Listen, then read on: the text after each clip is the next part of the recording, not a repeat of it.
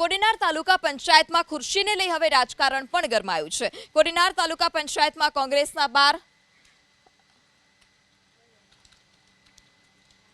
ભાજપના 11 અને 1 બેઠક પર અપક્ષ ઉમેદવારની જીત થઈ છે।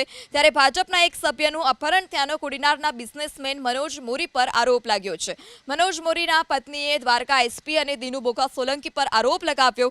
ભાજપ સભ્યના અપહરણના આરોપીની અરજી મળતા જ મનોજ મોરીને પૂછપરછ માટે કોડીનાર પોલીસ સ્ટેશન લઈ જવામાં આવ્યા, જેની જાણ થતાં મોટી સંખ્યામાં કોંગ્રેસના કાર્યકર્તાઓ અને લોકો પોલીસ સ્ટેશન પર ઉમટ્યા। કોંગ્રેસ કાર્યકર્તાઓએ ભાજપ અને પોલીસ વિરુદ્ધ સૂત્રોચ્ચાર કરી જોરદાર વિરોધ કર્યો।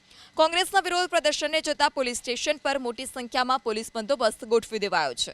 કોંગ્રેસનો આરોપ છે કે કોંગ્રેસના સભ્યો દ્વારકા દર્શન કરવા માટે ગયા હતા, ત્યારે પોલીસે હોટલને ઘેરીને કોંગ્રેસના સભ્યોની પૂછપરછ કરી અને નિવેદન લીધા।